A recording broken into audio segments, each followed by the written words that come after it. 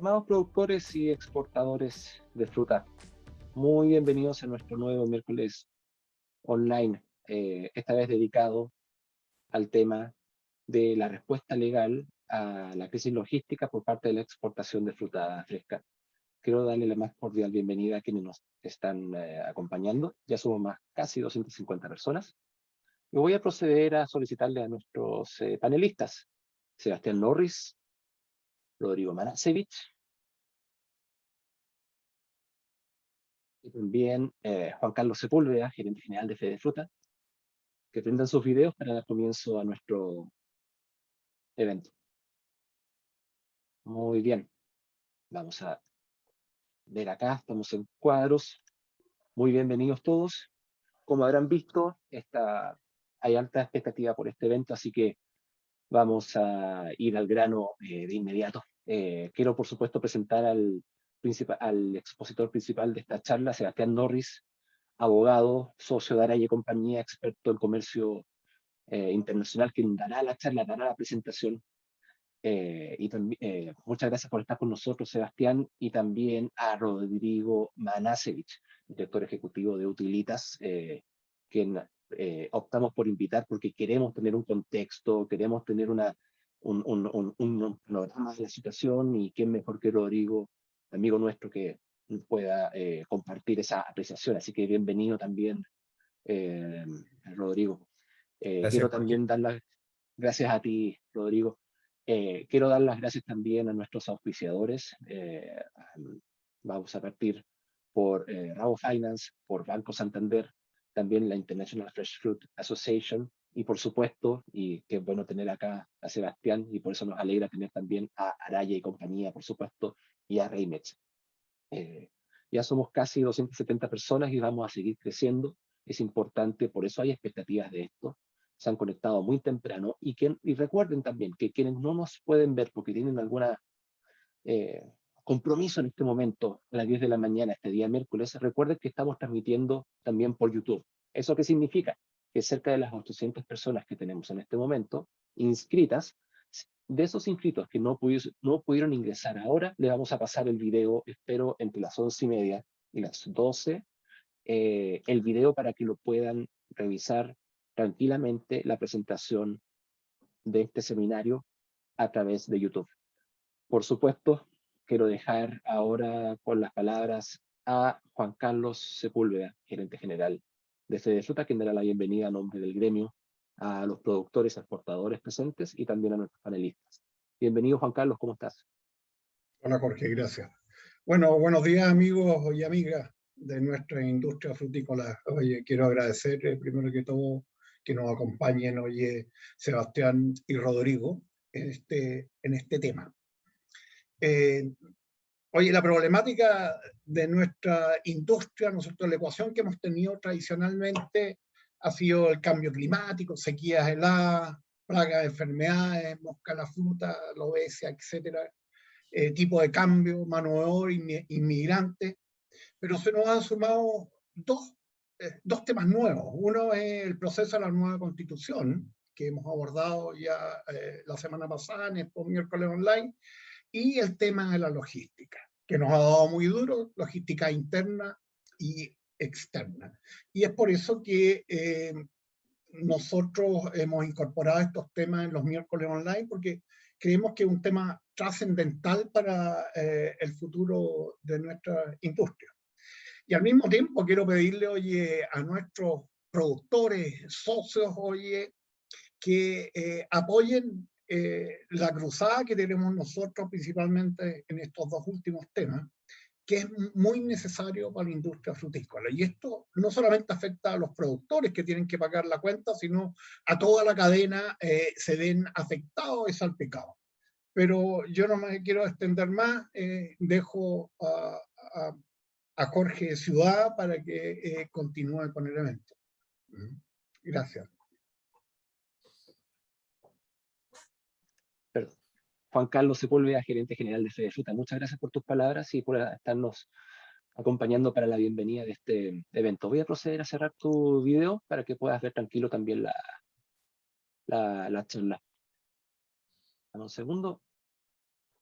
Muy bien, ahí estamos en orden. Señores, esta va a ser la dinámica. Eh, Rodrigo Manasevich de Utilitas va a compartir sus palabras al principio. Por tanto, le vamos a dar el pase a él.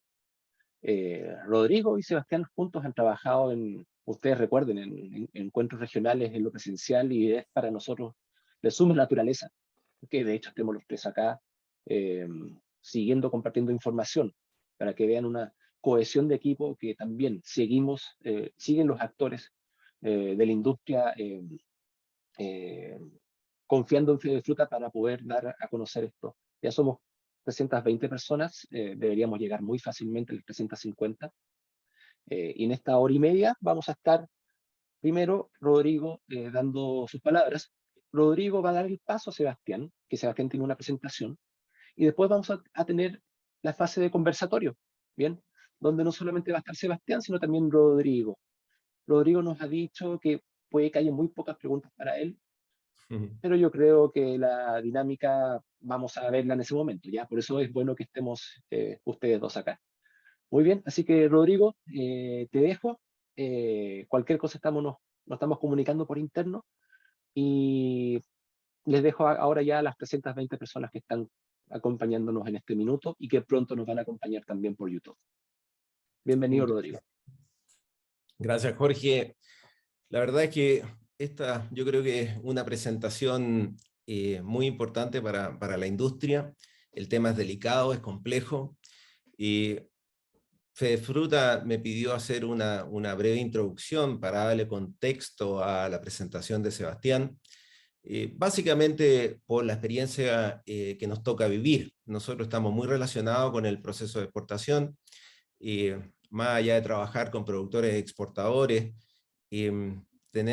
somos socios de una agencia de embarque y además somos recibidores de la fruta de los clientes que trabajan con nosotros. Por lo tanto, tenemos en vivo y en directo la información de lo que pasó en la temporada. Cualquier idea, cualquier repaso que quieran hacer, hace un par de semanas Manuel José Alcaíno hizo una muy buena presentación explicando en términos generales lo que había pasado, principalmente en los puertos de Filadelfia, en Estados Unidos.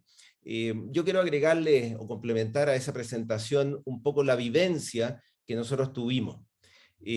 A mí, la verdad es que nos golpea fuertemente esta realidad.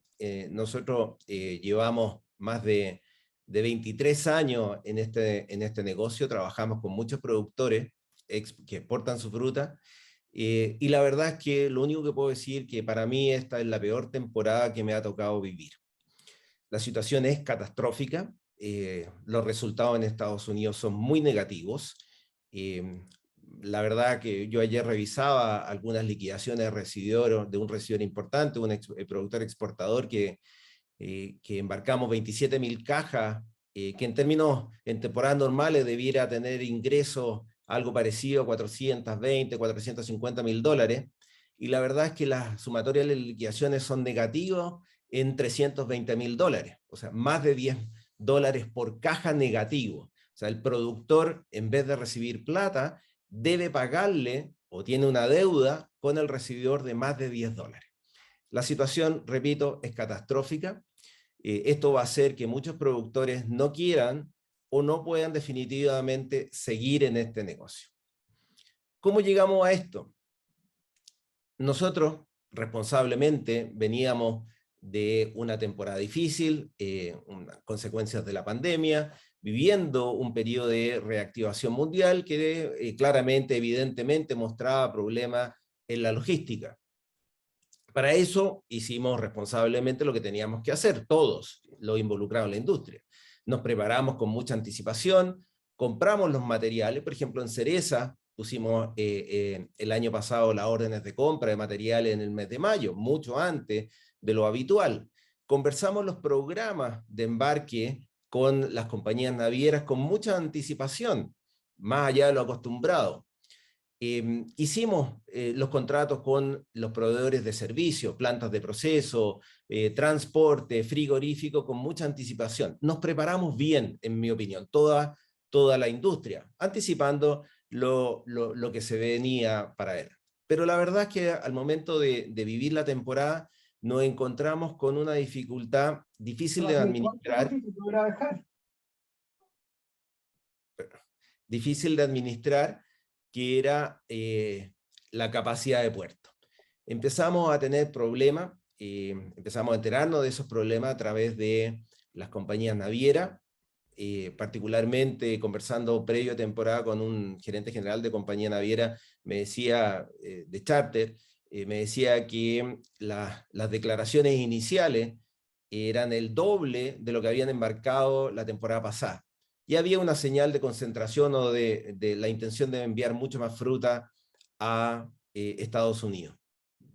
Ese problema de capacidad de puerto se manifestó, por ejemplo, en que tuviéramos que cargar fruta en puertos no tradicionales, fruta de la centro-sur, tuvimos que enviarla a Coquimbo, Caldera, pagando fletes de, en vez de 380, 390 mil pesos, empezamos a pagar fletes de 1.300.000 hasta más de 1.900.000 pesos para poder hacer llegar la fruta al barco.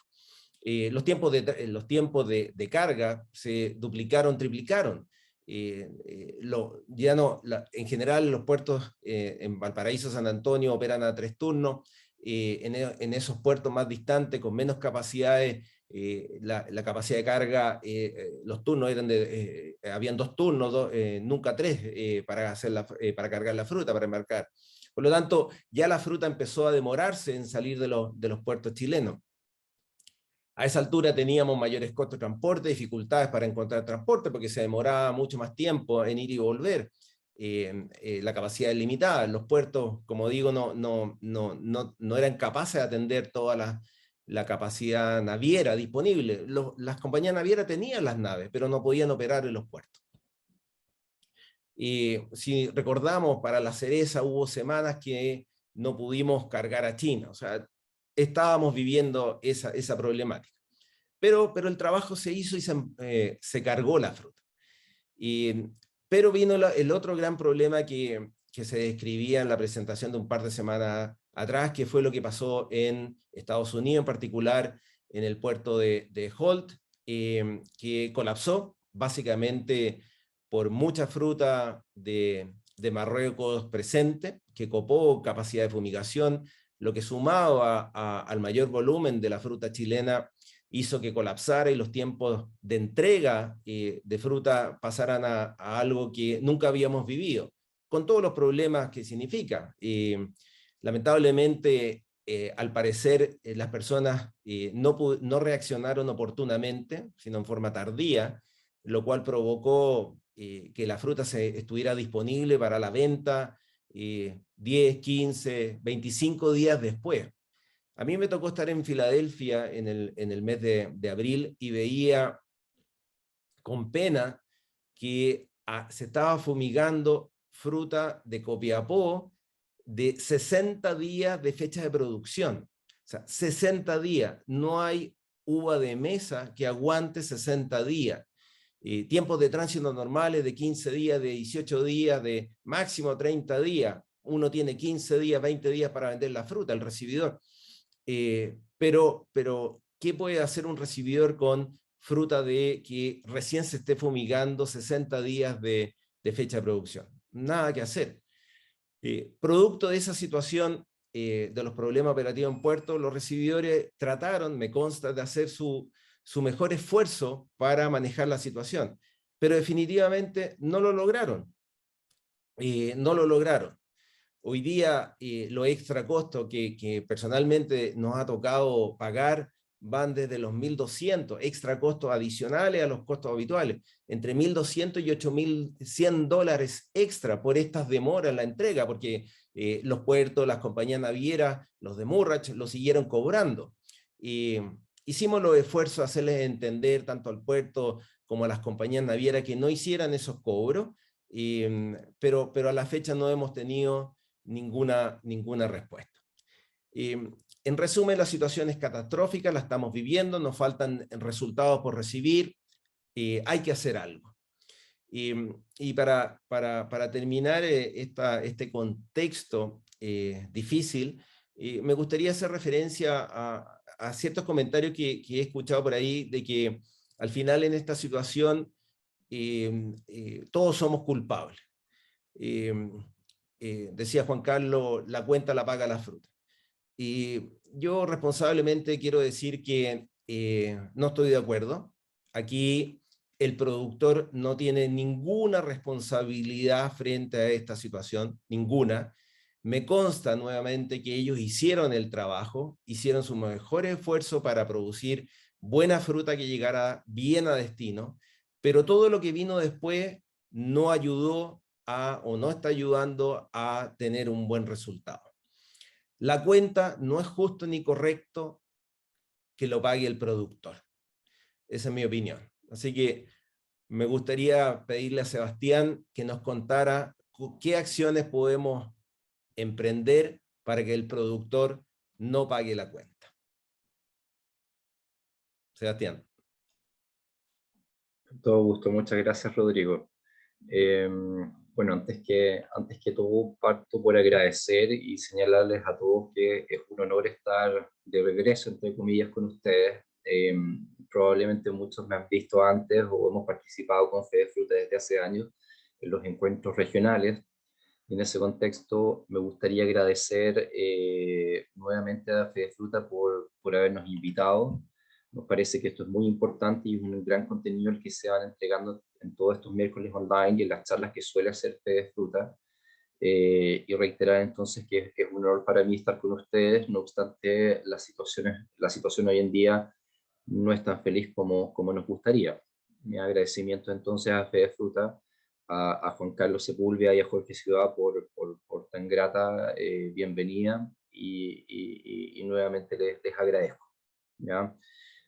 Siguiendo en la línea con esto y en base al tema que nos convoca, lo que nos corresponde y lo que nos toca hablar hoy día es la respuesta legal por el impacto de la crisis logística en la exportación de fruta fresca. ¿Ya? Rodrigo ha dejado pendiente una pregunta que es bastante importante, que la vamos a intentar responder con algunas prevenciones que vamos a hacer en su minuto. Y a este respecto me gustaría comentarles primero quiénes somos nosotros, quién soy yo, para efectos que también tengan una buena idea de dónde vienen las recomendaciones que vamos a hacer y también cuál es el prisma desde el cual a mí me toca ver la industria. Yo soy abogado, efectivamente, me dedico a comercio internacional principalmente y soy socio de un estudio que muchos de ustedes ya conocen, Araya Compañía de Abogados, que nos dedicamos precisamente a estos temas, que llevamos 15 años trabajando en este tipo de temas. Para nosotros, esta es nuestra industria y nos sentimos parte de ella. Entonces, cuando esté hablando con ustedes, probablemente me van a escuchar decir nosotros, porque en general nosotros nos vamos a poner desde la perspectiva de estudio jurídico, desde el interés de la carga, desde el interés de la fruta chilena. ¿Ya? A este respecto, la estructura que voy a intentar darle a esta presentación, y yo los saludo y los celebro a todos ustedes porque yo sé que son materias de derecho, sí que son particularmente aburridas, pero le vamos a dar una estructura primero tratando de ir a la crisis logística en general y cuál es la respuesta legal que podemos dar entre los principales contratos que se celebran en la industria logística, y es algo que debería aplicar para todo. Voy a intentar ser lo más pedagógico posible, probablemente voy a decir una cantidad enorme de obviedades para algunos de ustedes, pero para otros no tanto. Entonces vamos a pensar también en el beneficio de algunas personas que no saben lo que es una libre consignación versus un precio firme, por ejemplo. Y seguidamente una última parte la vamos a dedicar exclusivamente al tema de hold, que como veremos es un tema que ha llamado nuestra atención y la verdad es que hemos estado muy activos a ese respecto desde las últimas 3 o 4 semanas. ¿Ya? Es un tema que por supuesto nos ha ocupado mucho y que nos ha significado también mucha investigación en las últimas semanas, pero que todavía aquí resta mucho por dilucidar. Voy a compartir mi pantalla ahora. Estamos seguros que podamos ver. Perfecto. Entiendo que ya tienen visualización de mi pantalla.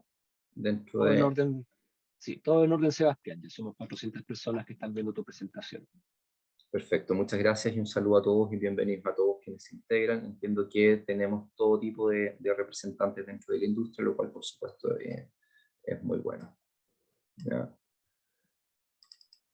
Ok. Partimos entonces con la respuesta legal por el impacto de la crisis logística en la exportación de fruta fresca. Como les he señalado, le vamos a dar una estructura primero un poco más genérica que va a tener que aplicar a toda la industria, no solamente a la uva y al caso en particular, que es el tema de Filadelfia, sino que varios aspectos más que se han vivido por la cereza, por ejemplo, por la arándano. ¿Ya? Partamos entonces por la crisis logística. Voy a circunscribir esto porque el tema al fin y al cabo es un asunto de exportaciones y tampoco vamos a poder abarcar todo. Nos vamos a ceñir específicamente a lo que dice relación con la crisis logística en relación al transporte y a los puertos, ¿ya? Particularmente el puerto de desembarque. Yo entiendo y tengo bastante claro y soy muy consciente que hemos tenido y que la industria en general ha tenido problemas no solamente con el transporte, y no solamente con los puertos, sino que, qué sé yo, con los insumos, con materiales, con problemas de personal de trabajo, con personas que cosechen, que presten servicios en el packing, qué sé yo, y yo entiendo también que es un problema logístico, pero solamente como para explicar, nos vamos a ceñir a estos dos. ¿Ya? A este respecto partimos por tal vez lo más importante, es decir, cuáles han sido los problemas. Yo les voy a comentar cuáles son las llamadas más recurrentes que he tenido personalmente en el último tiempo, que han sido bastantes, y tal como decía Rodrigo, probablemente esta es una de las más, o la más catastrófica temporada que se ha visto en los últimos tiempos, y se vienen muchas cosas que van a significar grandes desafíos para todos nosotros, para toda la industria, y digo para todos nosotros porque me considero parte de la industria misma. ¿Ya? Lo primero acá es que hemos escuchado es la falta de disponibilidad de naves. No tenemos una nave que nos lleve, qué sé yo, la cereza, los arándanos, tenemos un serio problema con los bookings, hay un serio problema con respecto a la oferta de naves. Tenemos cancelación, incluso nos han señalado que hay gente que había hecho un booking o que había reservado espacio, y que finalmente le dejan la carga abajo y que finalmente no se la pueden llevar. Retrasos navieros, por supuesto, esto es algo que hemos escuchado bastante. Falta de contenedores, no tenemos suficiente disponibilidad de contenedores como para enviar. Naturalmente tenemos o hemos escuchado de los problemas en los puertos, requerimientos de muestreo que se han realizado, problemas con el desaduanaje, muestreos que va a significar una ralentización del hecho de que se pueda liberar el contenedor. Como consecuencia de ello nos va a significar probablemente muchos temas más, pero como consecuencia de ellos tenemos que nosotros hemos incurrido o hemos podido incurrir en incumplimientos de contrato, lo cual no es menor, y no me refiero únicamente a los exportadores, también el importador tiene compromisos con retailers o con ciertas cadenas, y eso significa para ellos un incumplimiento que efectivamente le va a significar que alguien va a tener que pasar la cuenta tarde o temprano. Ustedes ya habrán visto cómo los importadores, muchos en Asia están bastante reacios a pagar algunas cosas o ver exactamente los términos que muchos exportadores pensaban que eran asuntos acordados. ¿Ya? Y como resultado también, por supuesto, tenemos las pérdidas y los bajos precios que han sido el resultado de toda esta crisis logística, y que probablemente el caso más emblemático es ahora el puerto de Vout. ¿Ya? En cuanto a daños, que son los temas que vamos a ver ahora en relación a los contratos, tenemos daños que dicen relación con la pérdida de mercado. Por supuesto, ese es un daño que es bastante recurrente, particularmente con lo que ocurre con las cerezas en Asia. Pérdida de condición de la fruta en sí, el hecho de que la fruta ya no vale lo que valía por el hecho de que el shelf life es menor, o tenemos problemas por el hecho de que la fruta sencillamente se destruyó. Pero como se decía también, me parece habérselo escuchado a alguien más, es el hecho de que tenemos costos de manejo también que no son menores. O sea, ya en el minuto en que tenemos un grave problema, tenemos que reembalar, invertir nuevamente en la fruta, reacondicionarla, o por último tenemos que gastar incluso en la destrucción, lo que nos significan después eventuales liquidaciones negativas, y que alguien también tiene que recoger la cuenta y pagar por esto. ¿Ya? lo que finalmente también, por supuesto, va a llegar al mayor de los problemas, que es la pérdida total o la destrucción del producto. ¿No? Vamos a analizar 3 contratos. ¿Ya? Voy a tratar de ser lo más pedagógico posible, porque estos 3 contratos son relevantes para saber quiénes son los actores y qué es lo que se le puede exigir a estos actores dentro de la industria al efecto y relacionado a estos daños y a la crisis logística que tenemos. El primer contrato, el más importante de todos, es el contrato de exportación o de comercialización, que aquí lo he puesto como una compraventa, una agencia u otro. ¿Ya? Todos los otros contratos que ustedes vean, freight forwarder, un contrato de transporte marítimo, un contrato de seguro, son nada más que contratos auxiliares a este, que van a servir para que este contrato funcione, para que ustedes puedan entregar la fruta en la forma convenida, para que efectivamente este contrato llegue a su fin y se ejecute de la forma más pacífica posible y con el interés económico que nosotros estamos siguiendo. ¿Bien? Naturalmente, en este contrato las pérdidas producidas van a depender del tipo de contrato celebrado y de lo aportado en torno a los riesgos en el mismo. Me voy a explicar. Uno de los grandes temas que tenemos en relación a la crisis logística, cuando nos vemos enfrentados a nuestro cliente, entendido por tal el importador, es quien recoge la cuenta. Tengo un problema logístico en el puerto de destino, no puedo sacar mi contenedor, la fruta se destruye. ¿Qué es lo que pasa en ese caso en específico? Yo tenía ciertos mínimos garantizados o eventualmente me entregaron anticipos, tengo que devolver los anticipos que me habían entregado con un cierto porcentaje, me tiene que pagar el saldo de precio de los mínimos garantizados, me tienen que entregar o compensar de alguna forma mi comprador en este caso. Si nos ceñimos específicamente a este contrato, vamos a tener que analizar 2 elementos que van a ser clave para saber efectivamente qué es lo que ocurre, ¿ya? La naturaleza o el tipo de contrato. Como les decía, ustedes probablemente los voy a aburrir con eso a muchos de los presentes, pero no necesariamente a todos, pero es necesario entender que las modalidades tienen una desinencia o una consecuencia importante en el tema legal. ¿Ya? Las modalidades contractuales que se suelen emplear acá es la consignación, el firme, el mínimo firme o mínimo garantizado, y uno que se ha dado habitualmente por la usanza basado en cierta jurisprudencia en Estados Unidos, que se llama el price after sale, o un sistema de open price. Aquí me he puesto que les voy a dar una breve explicación de cada uno, y esto tiene relevancia por lo que vamos a pasar a decir. Primero, la libre consignación, particularmente por lo que se entiende legalmente de ella en Estados Unidos, es un contrato por el cual el exportador le encomienda a un tercero, a un agente, que venda la fruta por cuenta y riesgo del primero. Hay una serie de derechos y una serie de contratos que este agente, que este recibidor, va a celebrar, pero que van a ser a cuenta y riesgo del exportador. Después lo vamos a ver que para el caso de Holt esto tiene importancia por el hecho de que nosotros eventualmente como exportadores podríamos tener la facultad de demandar a ciertos agentes que obran en Estados Unidos, pero los cuales nosotros nunca hemos trabajado ni hemos tenido contrato alguno con ellos, o así pareciera ser, ¿ya? Entonces, la libre consignación, el precio se va a determinar en base a lo que nuestro agente logre vender la fruta, con todas las liquidaciones, descontando todo eso, y después nos entregan una especie de liquidación o dación de cuenta. Esta es la forma al menos en que se entiende en Estados Unidos, sin perjuicio que no hay otras jurisdicciones en que podrían existir algunas diferencias. El contrato firme es una compraventa clásica original de Código Civil. Yo voy a vender este contenedor, voy a vender estas cajas por tal y cual precio. Eso se llama compraventa, es bastante lógico, se utiliza mucho en Centroamérica y en algunos envíos también que se hacen a Asia o a Rusia, ¿ya? El mínimo garantizado es una mezcla de los dos. Por lo menos me tienen que pagar esta cantidad de dinero y por sobre eso me van a poder pagar lo que establezca la liquidación en la medida que la liquidación ofrezca algo distinto, ofrezca algo superior en verdad. El price after sale es un tipo de compra-venta, pero que el precio se mantiene abierto. Lo primero que tenemos que decir acá es que la naturaleza de estas distintas modalidades, la naturaleza jurídica, no es la misma. No es lo mismo decir que yo tengo una libre consignación, si lo entendemos como agencia, que decir que yo tengo una compraventa en firme, que lo entendemos como compraventa. Porque las acciones que yo voy a tener para exigirle a mi comprador van a ser diversas, van a ser distintas. Y eso va a cambiar todo el panorama en el minuto en que nos veamos enfrentados a una crisis logística como esta, o a ciertos riesgos, o a cierta destrucción de la fruta, ¿ya?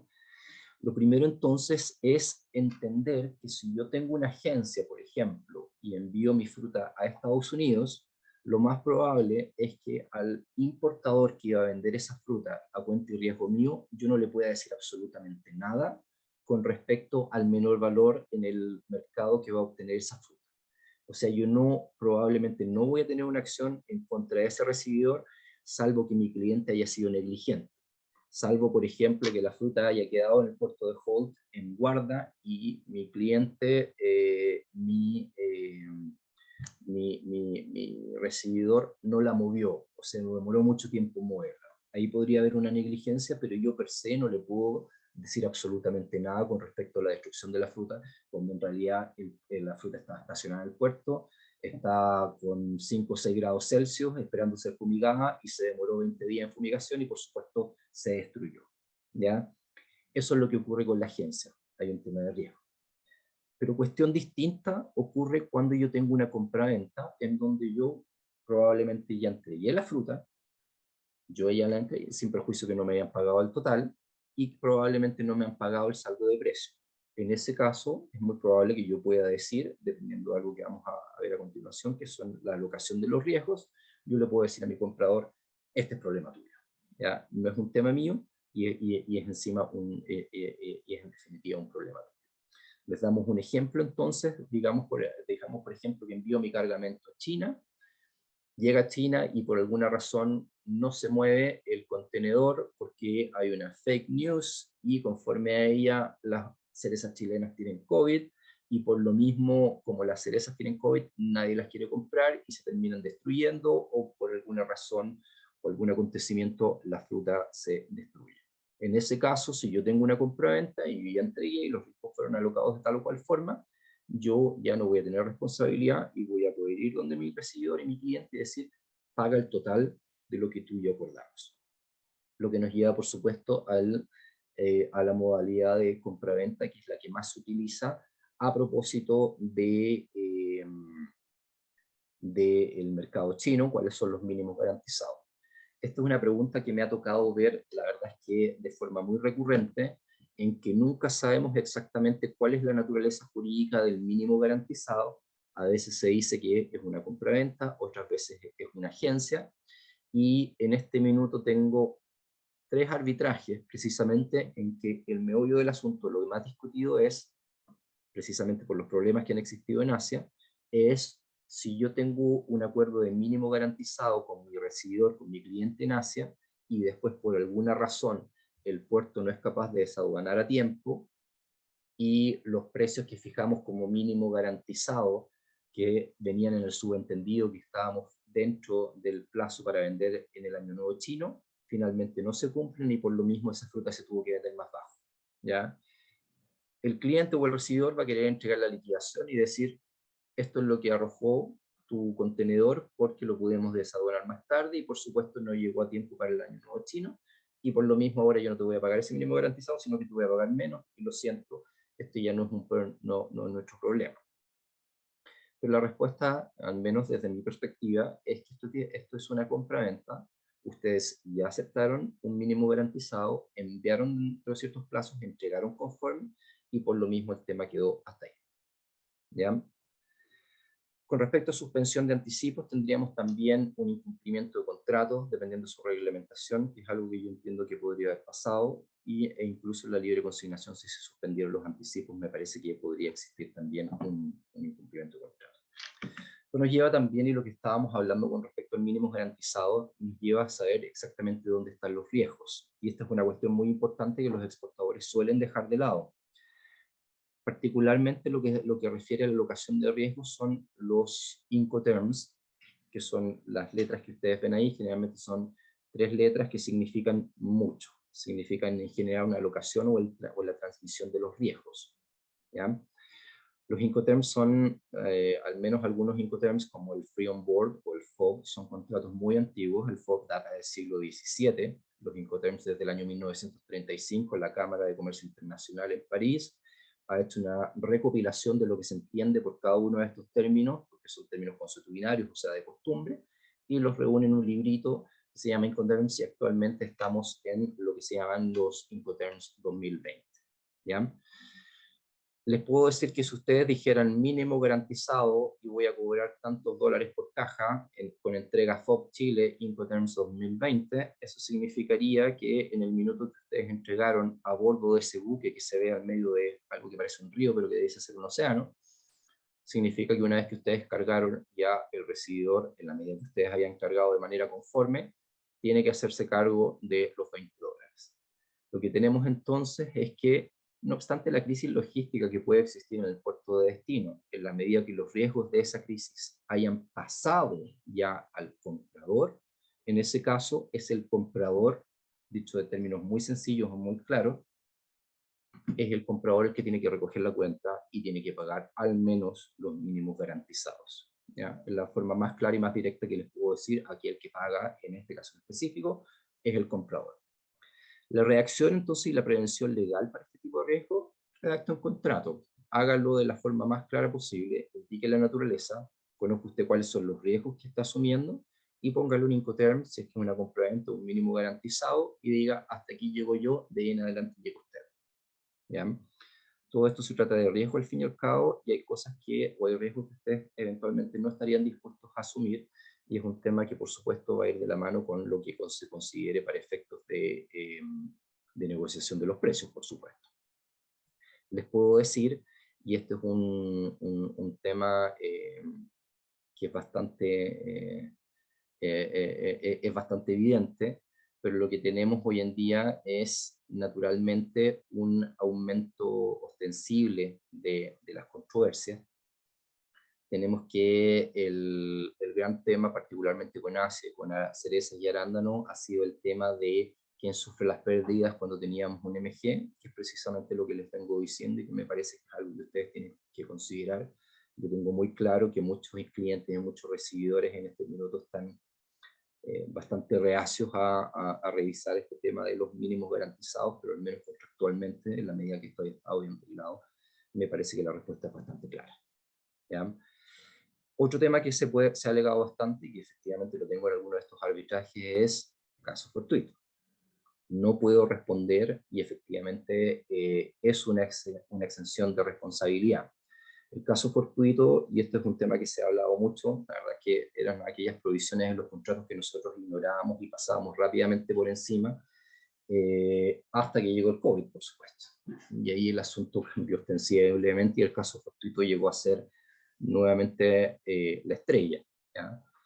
Pero les puedo señalar que en general existe una noción errada de lo que es un caso fortuito. ¿Ya? El caso fortuito por definición es un imprevisto que no se puede superar. ¿Ya? Tiene que reunir ciertas condiciones, pero en materia de compraventa internacional en particular tiene una reglamentación específica en un tratado internacional del cual es parte Chile, es parte Estados Unidos, es parte China, y la mayor parte de los países del globo quizás podríamos mencionar como excepción al Reino Unido. Y esa reglamentación nos dice básicamente que el caso fortuito primero tiene algunos requisitos, y dentro de esos requisitos además, uno de los efectos que tiene el caso fortuito es el hecho de que no extingue la obligación, sino que simplemente la suspende. Mientras dure el caso fortuito, suspendo y no tengo la obligación de en ese minuto cumplir con mis obligaciones. Demos un ejemplo, tengo que entregar con tal fecha un contenedor en el puerto de Valparaíso, caso fortuito, no hay contenedores, así que miramos que eso puede ser un caso fortuito y era imprevisible, caso fortuito está tomada la carretera, no puedo llegar hasta el puerto, bueno, en la medida que dure ese caso fortuito, yo no voy a responder por los daños que se produzcan por el hecho de que no llegué al puerto en la fecha correcta. En eso consiste el caso fortuito, en una suspensión de mi obligación. Pero yo lo he visto últimamente alegado por muchas empresas o clientes que nos dicen, este es un caso fortuito, entonces no te puedo pagar. ¿Ya? Es muy extraño, sería muy particular que una empresa que es cliente de ustedes pueda decir no te voy a pagar porque existe un caso fortuito, porque el caso fortuito en general no se va a aplicar obligaciones dinerarias como es el pago. Yo entregué el contenedor, ahora te toca pagar, es parte de tu obligación, estos son tus riesgos, y el hecho de que no puedas pagar porque la verdad es que el negocio no fue lo redituable que tú pensabas, no es un caso fortuito. Cuestión distinta sería si, por ejemplo, ellos tenían una obligación de vender a cuenta y riesgo con una libre consignación y no pudieron hacerlo por un caso fortuito. ¿ya? Entonces es importante saber la diferencia, es importante saber que en muchas ocasiones las alegaciones de casos fortuitos están erradas y que por supuesto no va a corresponder o no se van a acontecer con lo que realmente tenemos aquí, ¿ya? ¿Qué podemos hacer cuando existe este incumplimiento? Como hemos dicho, tengo un contrato y en ese contrato póngale una cláusula arbitral. Y es por una cuestión de conveniencia, porque si quieres ir a demandar a otro país va a ser muy caro o va a ser muy difícil acceder a sus tribunales. Si usted en su contrato le pone una cláusula arbitral, que es 3 líneas dentro de una orden de compra que pueda ser firmada o que pueda ser confirmada a través de correo electrónico, usted ya tiene suficiente como para salir a cobrar con un arbitraje. Si no tiene un contrato escriturado, siempre puede tener acceso a los tribunales estatales. También en ciertas ocasiones lo que nosotros hemos hecho es iniciar demandas aquí en Chile, pero el gran problema que vamos a tener con eso es la ejecución y también que es muy difícil notificar en el extranjero. Ejecución me refiero a que una vez que un tribunal chileno dicta una sentencia, si que decide que tiene jurisdicción para conocer del caso, después tenemos que tomar esa sentencia y llevarla, por ejemplo, a Estados Unidos y pedir un exequatur, o sea, que se reconozca esa sentencia y que la podamos ejecutar allá. Y eso ya va a ser bastante complejo, va a tomar tiempo y por supuesto va a tomar dinero. Alternativamente usted puede ir directamente a un tribunal federal en Estados Unidos y tratar de demandar ahí. ¿Ya? Para evitarse eso, mi recomendación, como una cláusula de jurisdicción, no cuesta nada, se va a demorar muy poco y eventualmente va a ahorrar mucho dinero el llegar a hacer. Pasamos al segundo contrato, que es el contrato de transporte. Este no es el contrato principal, por supuesto, es un contrato auxiliar. El contrato de transporte de mercaderías, entonces, es lo que nos va a permitir cumplir con la entrega. Les copié acá una definición y básicamente es un contrato en virtud del cual el portador se compromete contra el pago de un flete a transportar mercancías por mar de un puerto a otro. Eso del puerto a otro es discutible, ¿eh? En cuanto a los términos o los plazos de custodia, pero esta es la definición que se tiene en un tratado internacional que vamos a pasar a analizar. Con respecto a esto, porque yo sé que es un tema que importa bastante, particularmente con la crisis logística y las culpabilidades que puede llegar a tener la compañía de transporte o el porteador o carrier, como le quieran llamar, vamos directamente al hueso. ¿Quién sufre las pérdidas experimentadas por la fruta fresca? Acá les transcribí un artículo que es particularmente relevante, que está en el libro tercero del Código de Comercio chileno y que recoge unas normas que están tratadas pues lo vamos a ver en un tratado internacional. Este artículo, se los leo porque es relevante, el transportador nos dice que será responsable de los perjuicios resultantes de la pérdida o del daño de las mercancías, así como el retraso de su entrega, si el hecho que ha causado la pérdida, el daño o el retraso se produjo cuando las mercancías estaban bajo su custodia, en los términos de los artículos 982-983, a menos que pruebe que sus dependientes o agentes adoptaron todas las medidas que razonablemente podían exigirse para evitar el hecho y sus consecuencias. ¿Cuál es el periodo de custodia? Que es la pregunta de rigor. Y ahí el asunto se pone un poco más debatible. La respuesta que yo les voy a dar entonces es que el periodo de custodia por el cual es responsable el transportista es hasta el minuto en que se libera la carga al consignatario. Probablemente lo que va a decir la naviera es únicamente cuando se entrega hasta las autoridades del puerto, ¿ya? Esto va a tener relevancia, por supuesto, como vamos a ver en el caso de Filadelfia, para ver quién es responsable y si había custodia o no ya de la naviera o del carrier. ¿De qué se va a tener que responder entonces si es que tenemos pérdidas experimentadas por la fruta fresca? Por supuesto, va a depender del origen de la pérdida, de la preexistente, si existen riesgos que por supuesto el transportista no tenía por qué ver o no tenía por qué velar, que van a tener que probablemente probar ellos, y los normales que se tienen que responder en el caso de que existe un problema con la naviera y hay un incumplimiento por parte de ellos durante su periodo de custodia, cuál es el retraso y problemas, por supuesto, de temperatura. ¿Ya? El tipo de pérdida que normalmente vamos a ver en estos casos es la pérdida de mercado. Año Nuevo Chino probablemente es la más relevante. Una pérdida de condición, o una pérdida de la fruta en general, por el hecho de que la fruta entera se destruyó en base al transporte, o en razón del transporte, o en razón de la temperatura durante el transporte, pero también existen otros daños que se pueden dar. Por ejemplo, una nave que por retraso se demora demasiado tiempo y después llega a un puerto en el cual le establecen, por haber llegado en cierta fecha, le establecen un impuesto adicional que puede llegar al 40%. O por ejemplo, bien teórico, llegamos después de un marketing order en Estados Unidos o en la fecha que no correspondía y por lo mismo no podemos entrar o no podemos vender de la forma en que queríamos. ¿Ya?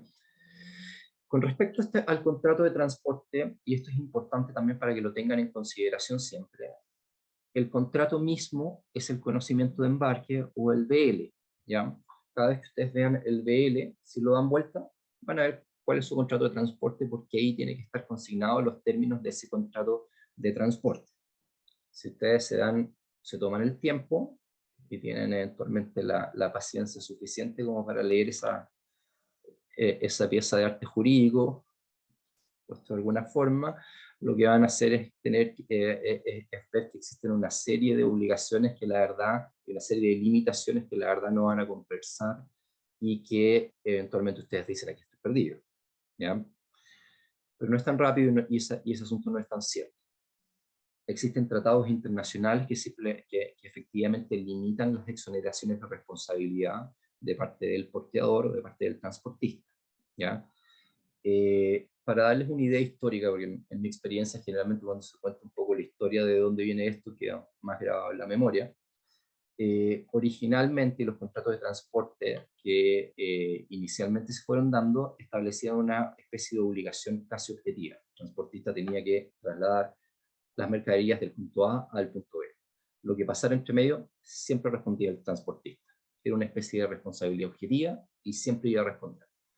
Pero por la autonomía de la voluntad, los transportistas lo que empezaron a hacer, estamos hablando de siglos atrás, empezaron a poner exoneraciones de responsabilidad. Entonces, cada vez que tenían el contrato, ellos decían, bueno, yo me exonero de responsabilidad en el caso tanto, limito mi responsabilidad a tanto, no voy a pagar más que esto, no voy a cubrir retrasos, no voy a cubrir tal y cual. ¿Ya? Para eso, se establecieron una serie de tratados internacionales pensando lo importante que es el comercio marítimo internacional. Tratados internacionales que se dice y se discute en verdad que estaban dados precisamente por la necesidad alimentaria que tenemos y que estaban dados también porque los países más pobres, que son los exportadores de commodity, no eran los dueños de los transportistas entonces o de las compañías navieras, mientras que los países más ricos se hacían aún más ricos, los países más pobres que transportaban el commodity tenían que sufrir estas pérdidas. ¿Ya? De ahí vienen, o vendrían, es una teoría, una serie de tratados internacionales entre los cuales se encuentran las reglas de Hamburgo, que aplican acá en Chile, la Haya hizo revisión en Visby, y asimismo como las reglas de Rotterdam, en que en general establecen ciertas reglas mínimas que deben aplicar.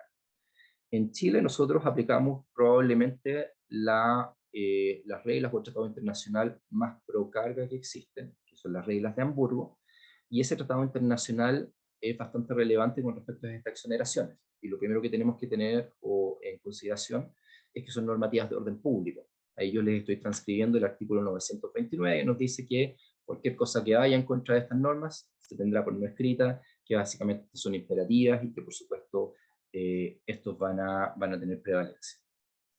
Segundo, también muy importante, es el hecho de que, conforme a estas reglas, ustedes pueden demandar a la compañía de transporte aquí en Chile y no necesariamente van a tener que ir a otro país a demandar como no está el dinero. Pero esta misma solución de este tratado existe también en otros tratados y que lo pueden ver ustedes en la transcripción que he puesto aquí. Un segundo, por favor. En Responsibilities of Carrier and Ship, que es una normativa estadounidense relativa al transporte marítimo.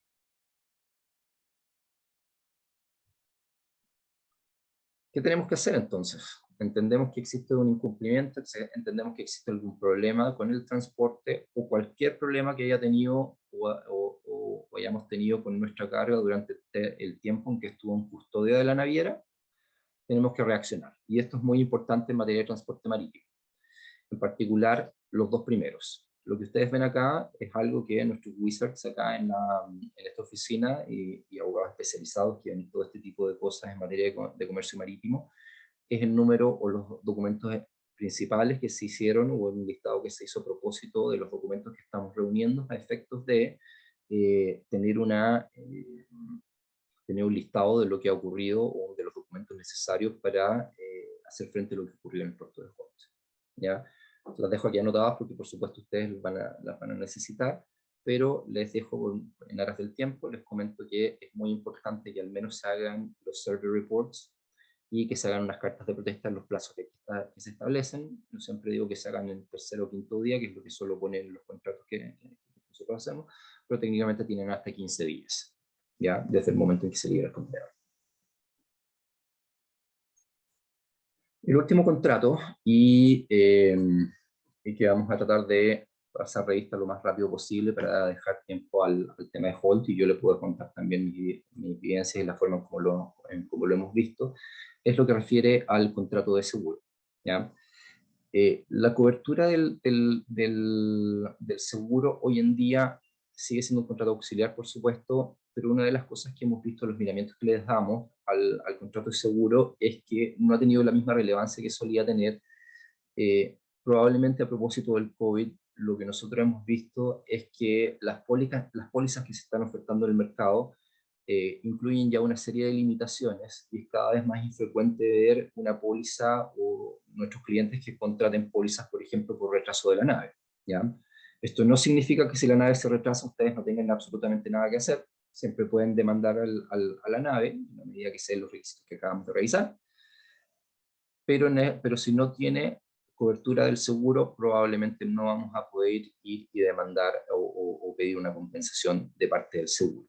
En suma, lo que va a ocurrir acá es que la compensación que podamos obtener va a depender de la póliza, por supuesto, y como de forma reactiva, lo que primero tenemos que hacer obviamente es dar los avisos necesarios al seguro, y por supuesto lo que vamos a tener que hacer también es, dando esos avisos, ojalá invitar a una inspección conjunta del seguro y la naviera una vez que las mercaderías lleguen al puerto de destino, ¿ya? Las vías alternativas que nosotros estamos viendo cada vez más, y que yo creo que es necesario que ustedes consideren, porque tenemos muchos exportadores, mucha gente que trabaja con nosotros que ha decidido derechamente dejar de contratar seguro o recurrir a lo que se señala ahí como el autoseguro. Eso significa que ustedes mismos van depositando la cantidad de dinero que habrían pagado en una póliza, la van depositando como para después hacer frente a algunos imprevistos. Pero siempre también está la posibilidad de que recordemos que aquí lo que ocurre es que la naviera siempre va a ser responsable, en la medida que se den los supuestos que ya vimos, y en ese caso ustedes lo que pueden eventualmente es, si no van a tener ese seguro, demandar directamente a la naviera. Recuerden que si el seguro eventualmente les paga, lo que hace el seguro es subrogarse en sus derechos y después repetirse y demandar a la naviera. Entonces, en este caso, lo que ustedes harían si deciden en algún minuto no contratar el seguro es ejercer directamente las acciones contra la naviera, para lo cual es muy importante que tengan esto, lo que aparece acá en este listado. Porque si tienen eso en orden, van a operar una serie de presunciones que les va a permitir ir en una gestión de cobro mucho más pacífica y mucho más rápida.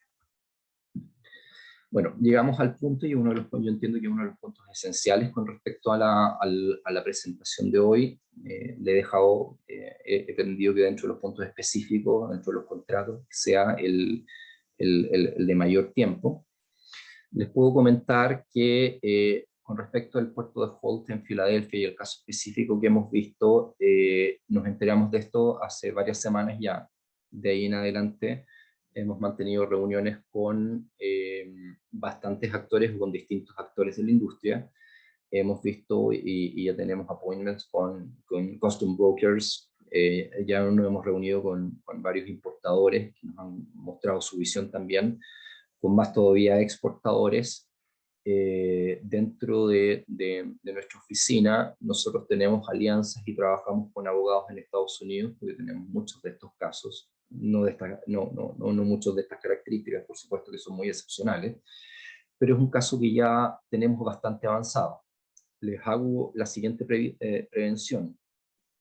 Voy a tratar de comentarles de la forma más honesta posible y más objetiva posible también lo que nosotros hemos experimentado y lo que yo he visto desde un prisma legal, pero hay muchas cosas que no las voy a poder comentar aquí, en algunos casos, primero porque tal vez sería irresponsable, y segundo porque en buena medida va a decir relación con la estrategia de acciones que nosotros ya estamos tomando, y que por supuesto son temas que no podemos abiertamente discutir, y que son temas por los cuales en este momento, este no es el momento como para aperturar todo y decir, bueno, Esto es lo que estamos haciendo y específicamente estas son las teclas que vamos a tocar, ¿ya?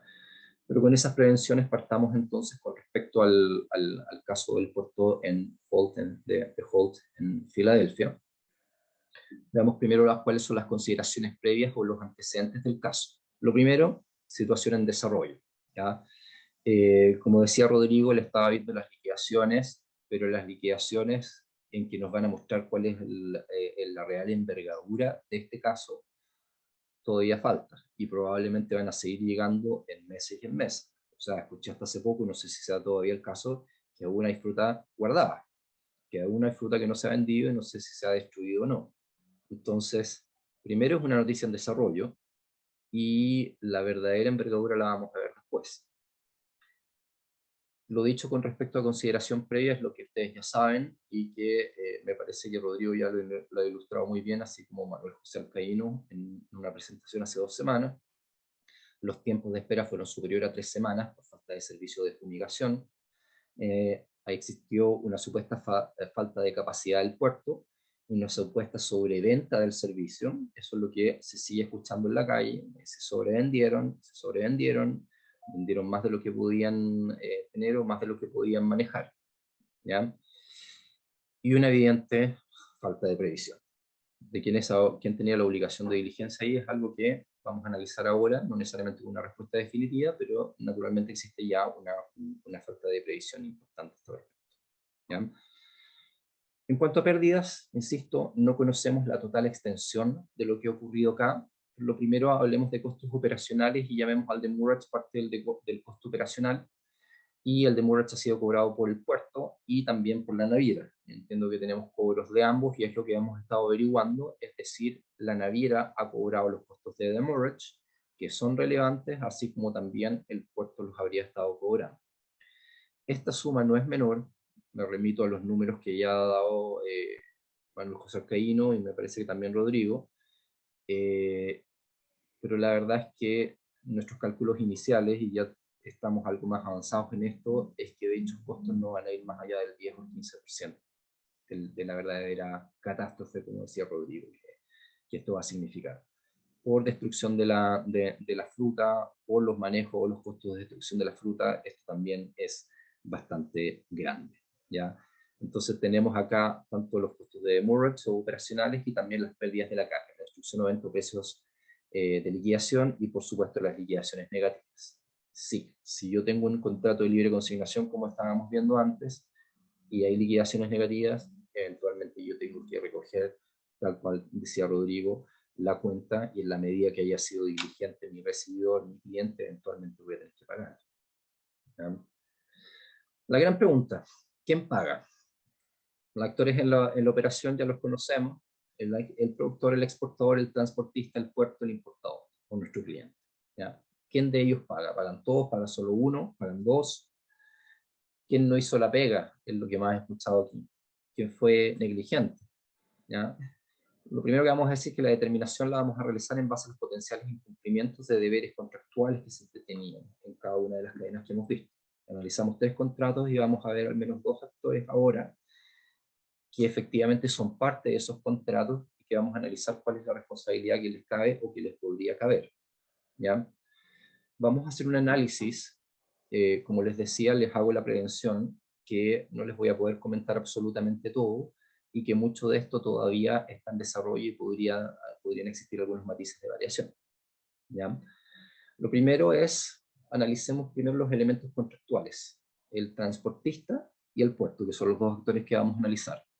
Con respecto al transportista tenemos bastante claridad, que vamos a ver después cuál sería la acción que iniciaríamos en contra del transportista si entendiéramos que la negligencia viene de él y que los daños que se han producido tanto a la fruta como los costos indebidos de demurrage vienen del transportista, ¿ya?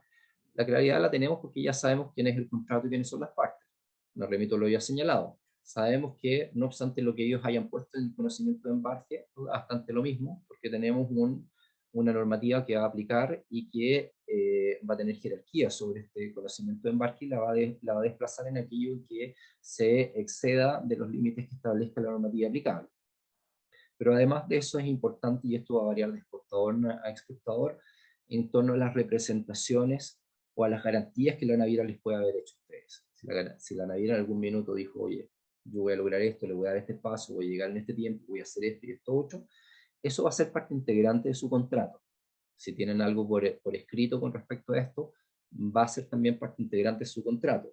Si ustedes eventualmente hicieron un booking con ciertas instrucciones, si eventualmente dijeron, oiga, álceme la temperatura, y no la alzaron, o una serie de deberes que podrían irse configurando ahí, también va a ser parte integrante de ese contrato y eventualmente podría configurar un incumplimiento por parte del transportista. ¿Ya? El segundo elemento contractual es el puerto, y aquí tenemos mucha más oscuridad, porque la verdad es que aquí hay más puntos a dilucidar, muchos más puntos a dilucidar que con respecto al contrato de transporte. Lo primero que tenemos que señalar con respecto al puerto es que aquí se trata de una función pública. ¿Ya? El puerto está sujeto a una función pública y por lo mismo está sujeto a una reglamentación que en buena medida le puede exigir ciertas capacidades, que es algo que precisamente estamos estudiando y que lo tenemos bastante más avanzado a esta altura y que por supuesto lo vamos a tener mucho más avanzado con el devenir de los próximos días. ¿Ya? Pero el puerto igual de todas formas contrata con privados. Y en ese contrato con privados efectivamente tenemos una obligación contractual. El gran punto que tenemos ahora y que vamos a analizar son quiénes son las partes de ese contrato, porque no es tan fácil de dilucidar. Es entre el puerto y la naviera, es entre el puerto y el recibidor, entre el puerto y el exportador. Son elementos que vamos a ir dilucidando, particularmente con respecto al contenido del contrato, las representaciones y las obligaciones que habría tenido el puerto con respecto a esto. Y muy importante también cuáles son las anticipaciones a los hechos y deber de diligencia. Acciones a seguir, nuevamente las mismas prevenciones. Si que decidiéramos esto, si nos vamos contra la naviera, esta sería nuestra acción. ¿Ya? Fundamentos basales es que se presume, el Código de Comercio establece un régimen de culpa presumida. Se presume que los daños que se provocaron a la carga son culpa de la naviera. ¿Ya? Para escaparse de dicha presunción, es la naviera la que nos tiene que probar que fueron diligentes. Nos tiene que probar que se adoptaron todas las medidas que razonablemente pudieran exigirse para evitar el hecho y sus consecuencias. Es la naviera entonces la que nos tiene que decir, oye, yo fui diligente, te avisé a tiempo que había un problema, te ofrecí ciertas salidas alternativas, o no supe antes y con la información que tenía fue suficientemente diligente. Pero estas obligaciones se dan únicamente durante el periodo de custodia, que es el que hemos referido antes, que es el descrito en el artículo 982 y 983. Lo que entendamos por ese periodo de custodia probablemente va a ser distinto entre lo que pueda entender yo como abogado del exportador o de la carga y lo que va a entender el abogado de la naviera. Dentro de las medidas que razonablemente puede exigirse al transportador, por ejemplo, para decir si hubo negligencia o no, puede decir no subir la temperatura de los contenedores, según el plan inicial, a sabiendas de que no se iba a poder realizar la fumigación. Informar a los exportadores nacionales ofreciendo cambios de ruta, por ejemplo. O no haber, este es uno de los temas más, si ustedes me preguntan a mí, más evidentes, más obvios, acá hay un cobro que no correspondía, ¿ya? Que es el cobro de demurrage, que probablemente es lo menor, pero en definitiva no deja de ser un costo muy, muy relevante y que la naviera lo cobró igualmente.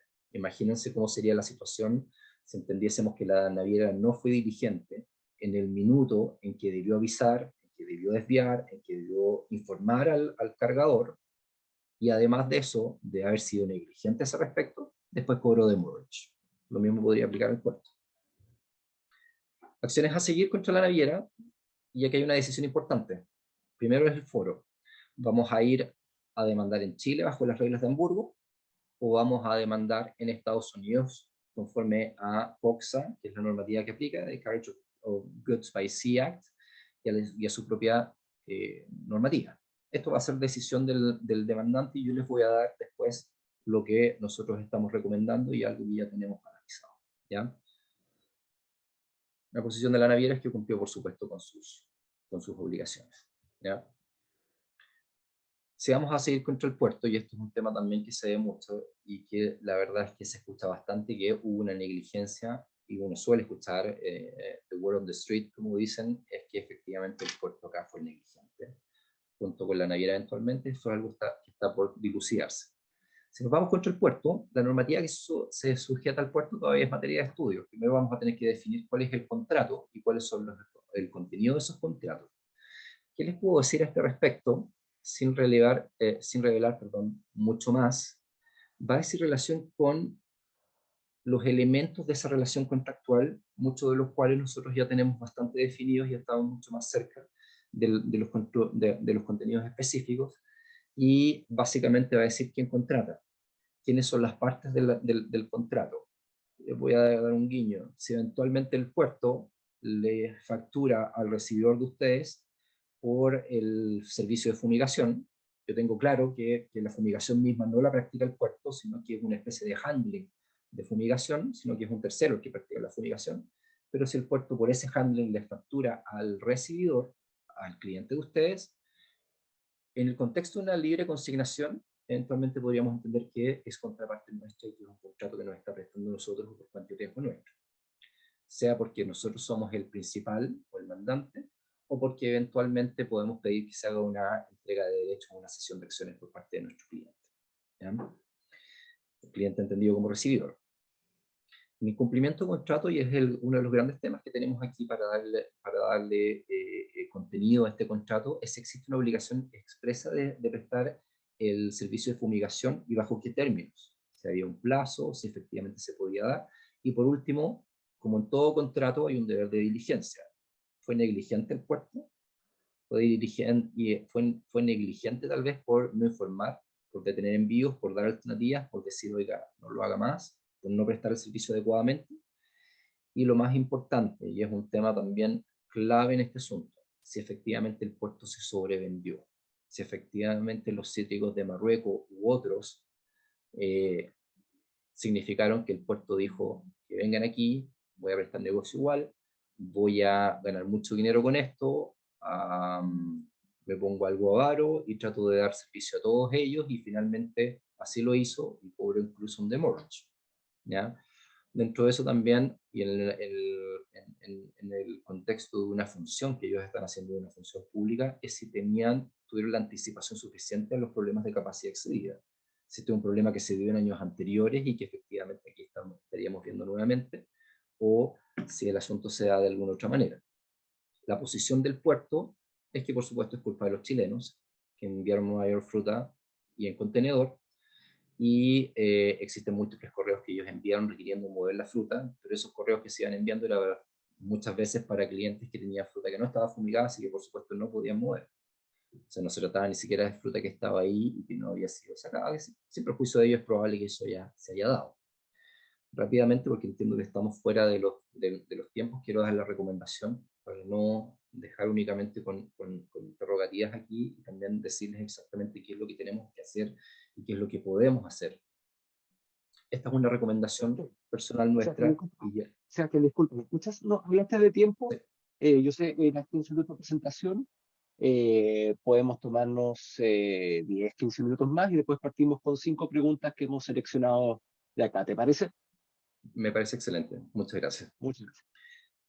Bueno, la verdad es que nos quedan solamente 2 diapositivas, pero ya, y gracias Jorge por eso, para no tener que empezar a correr. Las últimas diapositivas traté de efectivamente andar en patina. Esto lo decimos de forma muy responsable, y como oficina, y personalmente también como abogado, ya hemos llegado a una decisión y una recomendación que podría cambiar en ciertos matices. De las presentaciones que he escuchado, en particular la de Manuel José Alcaíno, me quedo y discrepo de la misma forma que Rodrigo, discrepaba con él con respecto a echarle la culpa al del lado, probablemente porque soy abogado y veo las cosas desde ese prisma, pero sí me quedo con algo en específico, y es algo de una sola voz como industria, y en particular el sector UV. ¿Ya? Aquí lo que tiene que ocurrir es una unidad, es una conducta unívoca de parte de todos los actores, tanto aquellos que son más grandes como son más pequeños. ¿Ya? Y el tema con respecto a ese asunto es que de todo lo que nosotros tenemos aquí, lo que tenemos o lo que yo combino a hacer, y es algo que yo celebro en particular de parte de Fede Fruta, que efectivamente han causado muchas de las demandas que tiene el sector, y las ha tratado de llevar por una sola vía. En muchas ocasiones, uno como abogado ve que en realidad lo más conveniente para su cliente es que vaya por cuerdas separadas, cada uno por lo suyo y cada uno vela por sus propios intereses, particularmente cuando son exportadoras más grandes que tienen cierta capacidad que no tienen los más pequeños, en que generalmente simplemente se comen las pérdidas. En este caso, mi conclusión es muy disímil. Aquí lo que yo entiendo que debiese ocurrir es que toda la industria, o todas las personas afectadas, o todas las exportadoras afectadas, tienen que ir por una sola cuerda, con una sola voz, y efectivamente llevando una sola conducta que sea igual para todos y que beneficie a la industria en su totalidad, y así, créanme que se va a beneficiar más cada uno de ustedes. ¿Ya? La recomendación entonces es demandar en Estados Unidos. ¿Ya? ¿Por qué? Ahora les voy a explicar. Primero, como les decía, una sola línea por parte de la industria. ¿Ya? Pero hay algo muy atractivo de demandar en Estados Unidos, que no es lo normal para cuando se trata de un transporte de mercaderías y demanda una sola persona. En este caso, uno de los beneficios que tiene la normativa estadounidense, en particular lo que se llaman los admiralty cases, es que se puede demandar por muchos demandantes a una sola demandada. En teoría aquí en Chile también se puede y existen normativas relativas a eso, pero en la práctica es muy difícil y se da muy excepcionalmente y hay problemas de forma que se podrían incurrir que nos significarían que no es la medida más conveniente. ¿Ya? Entonces lo que les quiero significar con esto es, si hay 25 o 20 exportadoras que están con este problema, que representan a 3, 4, 10 veces la cantidad de exportadoras que están más atrás, mi impresión y mi recomendación es que vayan todas juntas y se aprovechen de cierta normativa en Estados Unidos que les permite ir juntas. Es decir, en lugar de que tengamos 30 o 40 demandas separadas, vamos a tener una. El gran tema por los cuales muchas veces yo no recomiendo ir a Estados Unidos a demandar son los costos. Pero si usted está junto en una sola línea con otras 20 y tantas exportadoras, los costos van a ser distintos y le va a permitir a usted afrontarlo, ¿ya? Dependiendo de la cantidad o los intereses que usted tenga o la cantidad de fruta que cargó. Entonces ese es uno de los principales puntos que yo considero que es importante para Estados Unidos, porque podemos efectivamente llevar esta acción de forma mucho más clara, no representando una, sino que representando 20 y tantas exportadoras en una sola demanda. Esto no es una acción de clase, sino que simplemente es un permission for joinder que se utiliza para casos de admiralty, que son excepcionales, pero que se puede. Y segundo también, es que aquí podemos tener eventualmente, y esta es la parte un poco más tricky, podríamos decir, podríamos tener dos demandados. O sea, uno de los grandes temas que vamos a tener en este juicio, porque un juicio se viene, y lo saben también quienes van a ser demandados, créanme que lo tienen muy claro, es el hecho de que es fácil decir yo no tengo responsabilidad por esto y esto otro, y yo llego hasta aquí. Y el otro va a decir yo no tengo responsabilidad porque yo tomé tales y cuales responsabilidades y vienen desde. ¿Ya? Y hay un vacío, una tierra de nadie. En el minuto en que tengo dos demandados y que los tengo ahí en el mismo proceso, las cosas debiesen ser mucho más fácil y va a ser mucho más fácil dilucidar y obtener ciertas ventajas con respecto a esto. ¿Ya? Existen otras ventajas importantes dentro de la legislación estadounidense. Bueno, por supuesto hay una consideración política, ¿ya? Y hay una consideración política importante, si es que la industria, como una sola, y toda la uva de mesa va a demandar allá y sigue una acción conjunta, tanto contra el puerto como contra la naviera, ¿ya? Va a ser muy diferente y probablemente la difusión que va a tener esto va a ser más importante, ¿ya? Pero además de eso, existen también otras ventajas, entre las cuales se cuenta, por ejemplo, la existencia que no tenemos aquí en Chile, la tenemos de una forma muy, muy menor, que es lo que se llama proceso de discovery. Hay una parte inicial dentro de los procesos que se llevan en Estados Unidos, que precisamente permite obtener una serie de documentos que obran en poder de la contraria. Y esos documentos van a ser esenciales para el proceso que se está pensando ahora, muchos aspectos de los cuales me los tengo que silenciar ahora, pero que son parte relevante precisamente para esto. ¿Ya? Hay una fuerza en números, como les decía. Tercero, es que tenemos un tribunal federal. En Estados Unidos existe una especie de dualidad en los poderes judiciales, eventualmente aquí en Chile también, es materia de otra reunión. Pero en Estados Unidos se distinguen entre lo que se llaman los tribunales federales y los tribunales estatales. Los tribunales estatales son elegidos, los tribunales federales son distintos, tienen otro tipo de alocación de daños, y nosotros tendríamos acceso precisamente, eventualmente, a ese tribunal federal. La prueba eventualmente va a durar toda en Estados Unidos. Va a haber una serie de normativas en Estados Unidos que va a aplicar. Tenemos la posibilidad también de llegar a acuerdos. También en Estados Unidos van a aplicar, es probable, algunos seguros que probablemente no aplicarían en Chile. Entonces tendríamos una acción que no obstante también tiene sus contras, porque de alguna forma no aplicar a Hamburgo es un problema, pero tiene muchos beneficios que nos hacen decantar por esta alternativa. ¿Ya? ¿Cuáles son las bases de la acción que intentaríamos? Que no necesariamente van a aplicar para todos, pero que naturalmente serían el fundamento basal. Incumplimiento de contrato, o sea que el contrato esté escriturado porque sean cláusulas que se entienden pertenecerle, incumplimiento de algunas representaciones hechas de garantías que se hicieron por fuera del contrato, negligencia en informar de la situación y llevar medidas de mitigación, incumplimiento del deber de fumigar, dependiendo cuál es el contenido de ese incumplimiento, de esa obligación, mejor dicho. Generan incumplimientos, negligencias relativas al alza de temperatura, información y otros. Hemos escuchado mucho que lo relativo a la temperatura ha sido fundamental y ha sido un elemento clave y no necesariamente se llevó a cabo de la forma en que fue instruida o no de una manera diligente, al menos.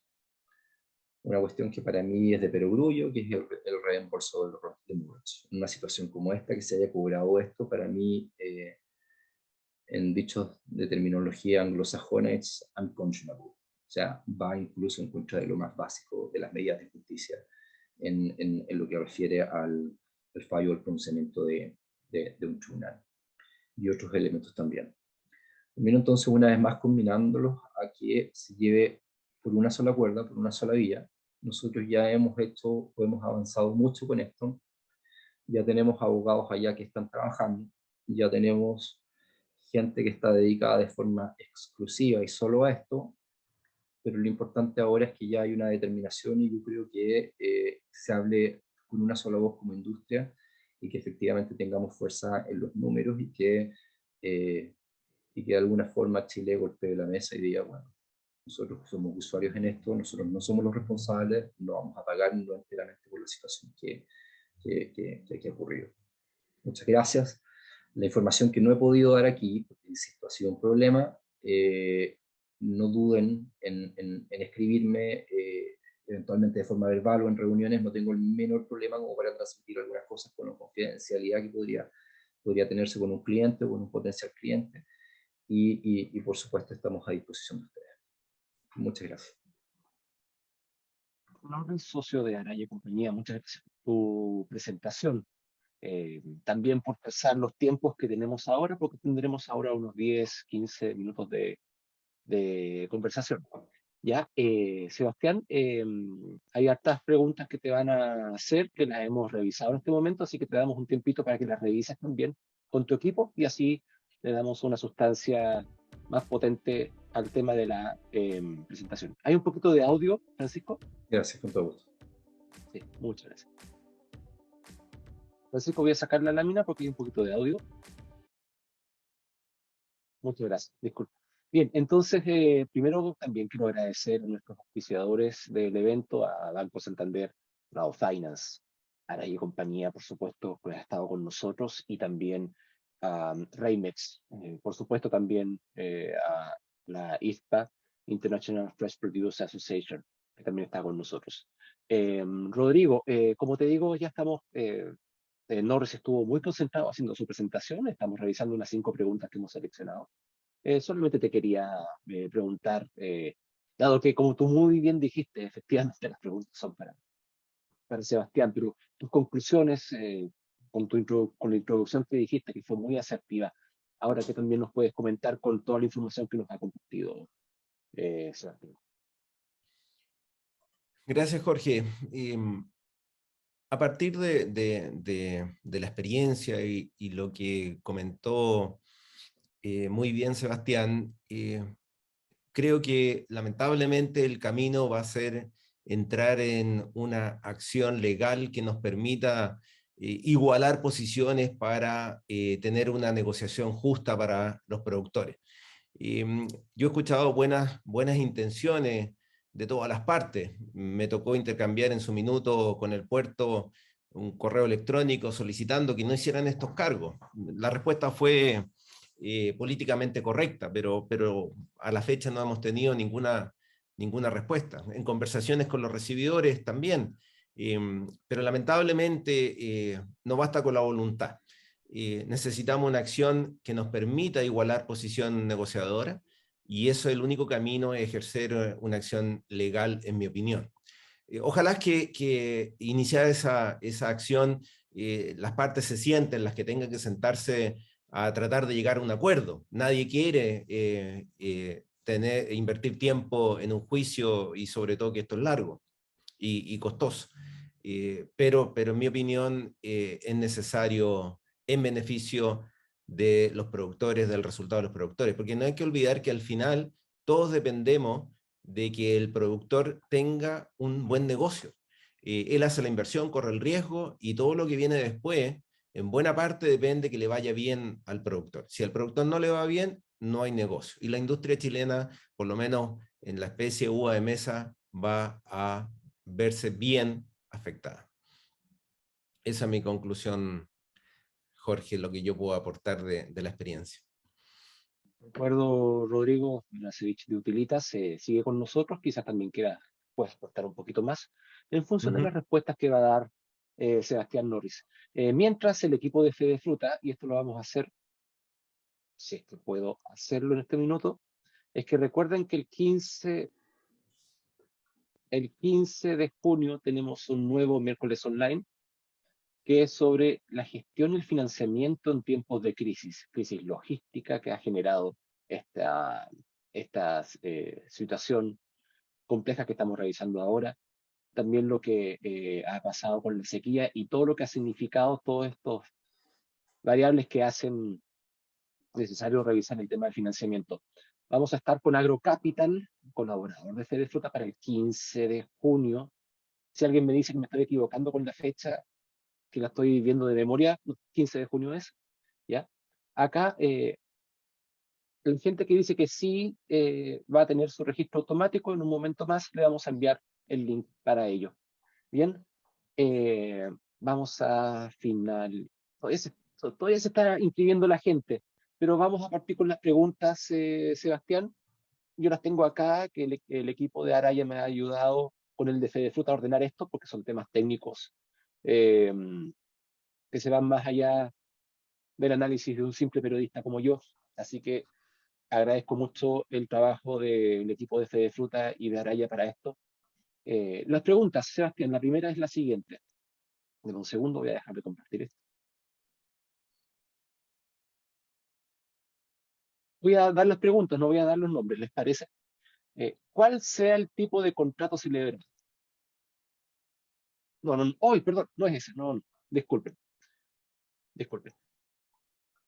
Ahora sí, primera pregunta. Sebastián, ¿tienen responsabilidades legales los operadores portuarios en estas situaciones? Se ha hablado bastante de la relación y las reuniones que han tenido los productores exportadores con los operadores portuarios.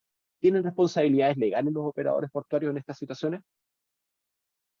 Sí, me parece que eventualmente el operador portuario tendría una responsabilidad. Vamos a depender, o esto va a depender exactamente de si nos referimos al operador portuario acá en Chile o si nos referimos a una terminal en un país extraño, ¿ya? Dentro de Chile, efectivamente, podría existir una responsabilidad del operador portuario, el que se podría dar en base o en el contexto de algún contrato, o eventualmente, y esto es algo que se ha dado en el pasado, por una eventual falta de servicios, en lo cual si el terminal no me está dando el servicio que supone que me tiene que dar, eventualmente podría haber una responsabilidad del Estado por falta de servicio. Eso significa que si de forma recurrente, qué sé yo, vemos que no tenemos la posibilidad de salir por un puerto en específico, si esto es una obligación estatal, eventualmente yo puedo demandar tanto al Estado como potencialmente al operador portuario. Las circunstancias de que tengan o no responsabilidad en el caso dado las tendríamos que analizar en su mérito y en ese caso en específico. Bien, vamos con la siguiente pregunta también. Déjame ordenar acá, que estoy ordenando el texto. Dice la pregunta sobre, claro, ¿quiénes tienen responsabilidades legales? Si tienen responsabilidades legales los operadores portuarios, y vamos con otra que fue anteriormente propuesta, que es, ¿podrían los exportadores de fruta acceder a compensaciones justamente por los problemas logísticos? En ese caso, ¿quiénes serían los responsables legales o legalmente responsables por estos problemas?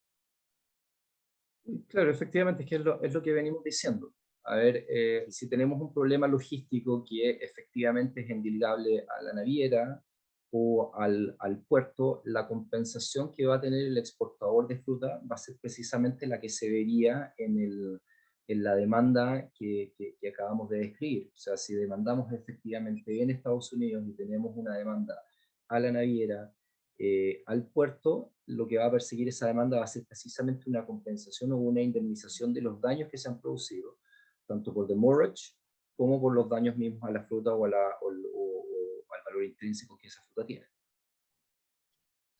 Bien hablaste, Sebastián, de los temas de seguros, y acá, con relación a y relacionado a las navieras, otra pregunta que uno de los productores acá también nos colocó es la siguiente.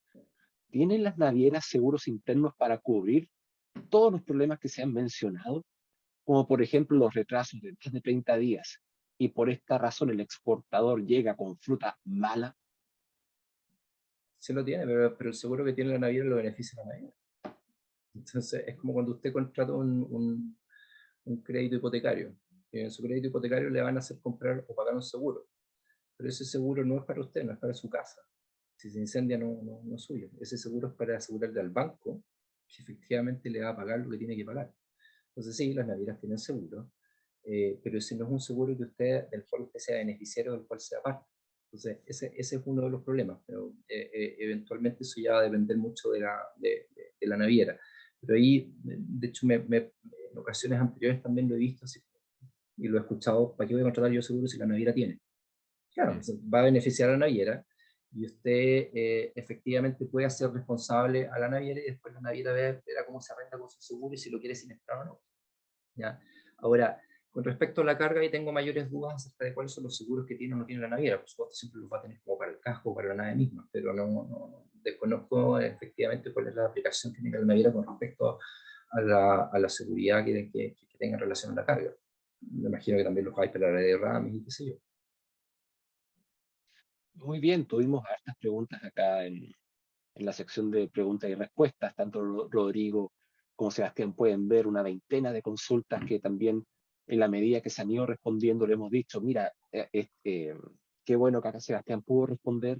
Recuerden además que esta transmisión por Zoom también se está haciendo por YouTube, por tanto van a poder revisar también en detalle este tema, porque como muy bien dice Sebastián, y muy bien lo sabe Rodrigo, estos son temas áridos, entonces es importante que nosotros podamos replicar esta información de la mejor manera posible. Por tanto, muchas dudas también que van a tener están respuestas acá, y todavía nos quedan un par de preguntas acá que podemos resolver y que estábamos revisando. Esto también puede ser una Una, reiteración. Sí, dale nomás, Sebastián, cuéntame. disculpa, Jorge, es que acabo de ver una que es bien interesante, ¿no? Que Por favor. dice tributaria. Si me das un momento. Tributariamente, el concepto de consignación no aplica a todos los casos, sino que esto también la modalidad de venta por condición, para respaldar menor o mayor valor. En términos prácticos, este formato para el caso en cuestión tiene alguna derivada distinta a la libre consignación o solo tiene efecto tributario. Ya.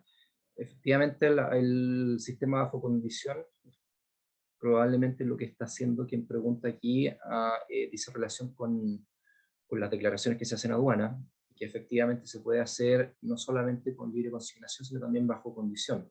¿Ya? Por razones que no vienen al caso, mucha parte de la industria se cambió, dejó de hacer las declaraciones hace algunos años, por problemas, digamos, estatales. Se empezaron a hacer declaraciones bajo condición, que originalmente es una norma que estaba pensada para la ley del cobre y de los metales, y que dependía el precio final que se iba a tener por la carga en relación a la ley que tuviese ese metal. se empezó a utilizar para la fruta fresca, a efecto de poder modificar el precio informado al Servicio Nacional de Aduana, y se ponía algo así como bajo condición de buen arribo. O sea, este es el precio, pero bajo condición de buen arribo, ¿ya? El efecto va a ser netamente tributario, pero eventualmente podría tener alguna disidencia en materia comercial o con el recibidor, por el hecho de que en algunas ocasiones en juicios nos han pedido exhibir los documentos, y cuando yo pongo una libre consignación al frente, que muchas exportadoras lo hacen para poder modificar fácilmente vía IBB las declaraciones, me dicen, oye, pero tú estás reclamando acá mínimos garantizados, pero tu factura y tu declaración dice free consignment. Entonces, tiene alguna disidencia, pero debiese ser estrictamente contable o tributario. Muy bien, algo para Rodrigo también, que también en las conclusiones Sebastián Norris mencionó que para hacer efecto en todo este conflicto por parte del sector chileno hay que actuar con una sola voz. Para ti, ¿cuán importante es poder efectivamente coordinar esto, eh, eh, entendiendo todas las instituciones que representan, todos los distintos intereses que hay? ¿Cuán importante es para ti que haya una sola voz, como muy bien señala Sebastián, para la eficiencia de todo este proceso que eventualmente va a venir? Jorge, es fundamental. Si no actuamos como una sola unidad, no vamos a lograr nada. Aquí las instituciones son gigantescas, los productores, exportadores, individualmente no se va a lograr mucho. Quizás por amistad, por contacto, alguno podrá lograr, pero en particular, pensando en la industria chilena, la única opción es actuar en conjunto a través de un grupo de personas, a través de un estudio de abogado capaz, que nos permita lograr alguna compensación económica por la situación. No hay otra opción.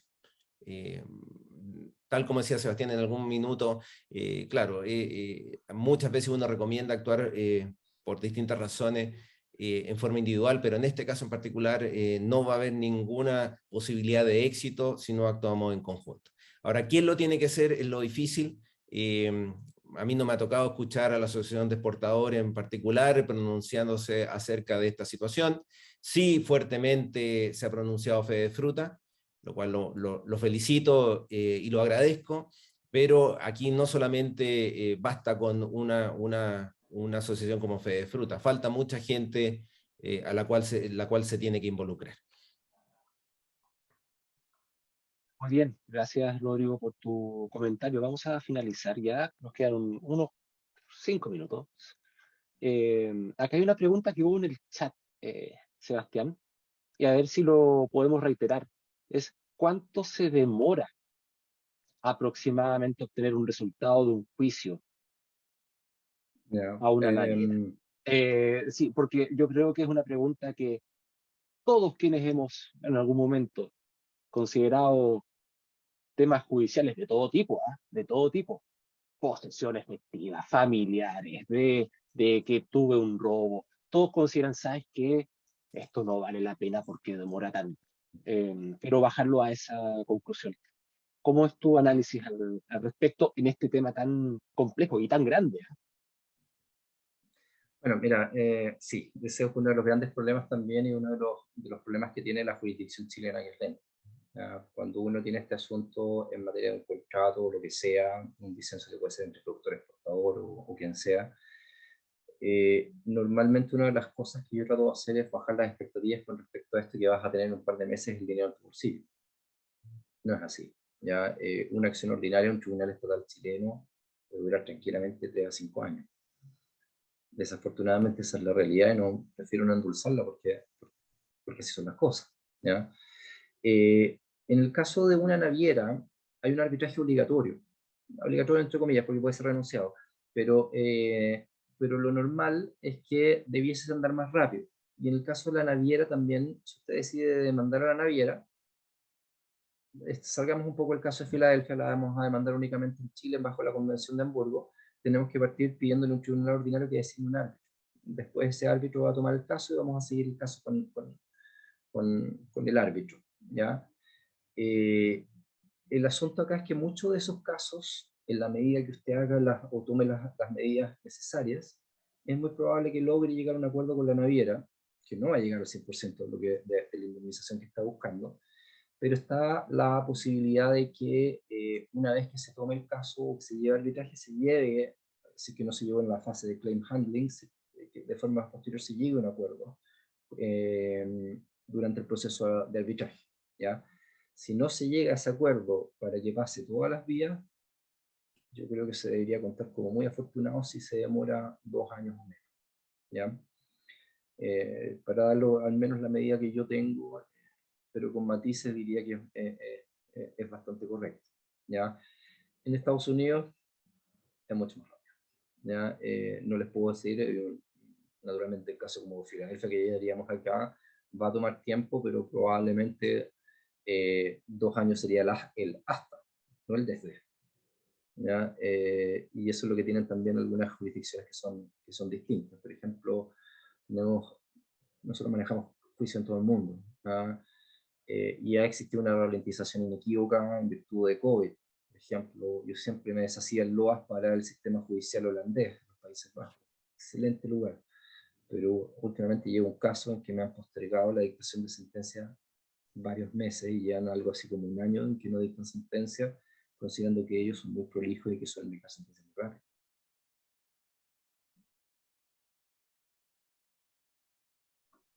Pues bien, también es parte de la convulsión pandémica que a nivel mundial se ha vivido.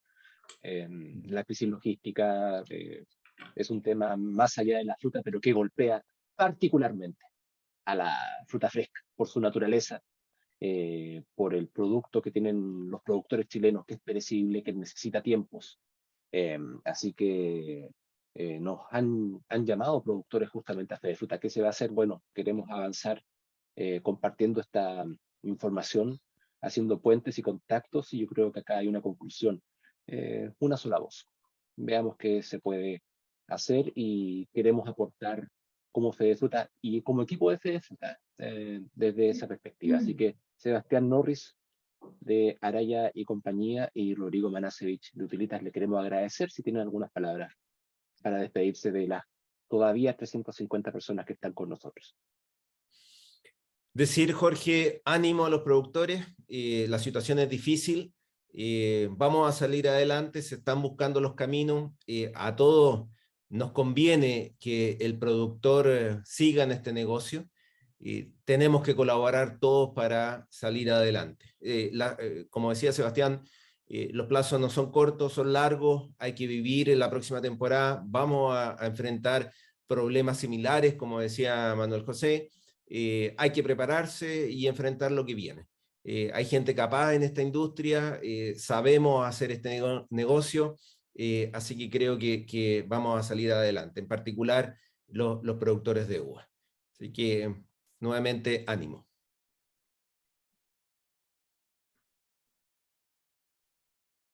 Sebastián, tus palabras de despedida para finalizar. Bueno, nuevamente agradecer absolutamente a todos. Para mí es un privilegio estar acá. No voy a decir un agrado en el sentido de que no es el contexto de la coyuntura más feliz, pero sí, lo que les puedo decir es que 15 años llevamos en este asunto. Hay un desafío importante acá y la flota tiene características que son particularmente resilientes.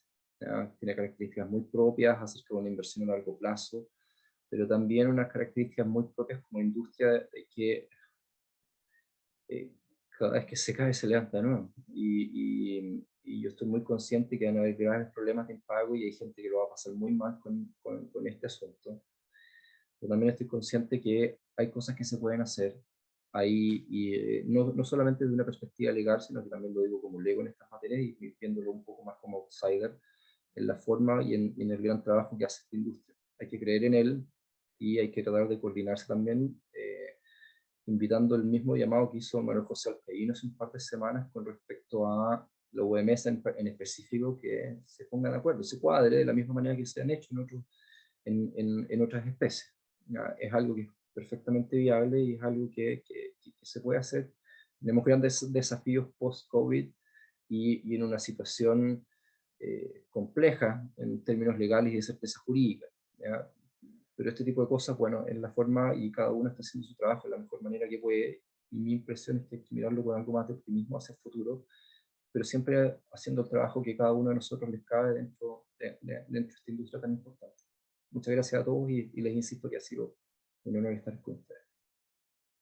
Muchas gracias, Sebastián. Muchas gracias, Rodrigo. También a nuestros auspiciadores, Banco Santander, también Banco Rao Finance, Araya Compañía Reimes y la IFPA. Nos vemos en una próxima ocasión. Que estén muy bien. Procedo a apagar sus videos también, señores Rodrigo y Sebastián. Muchas gracias por estar con nosotros. Gracias. Hasta luego. Hasta luego.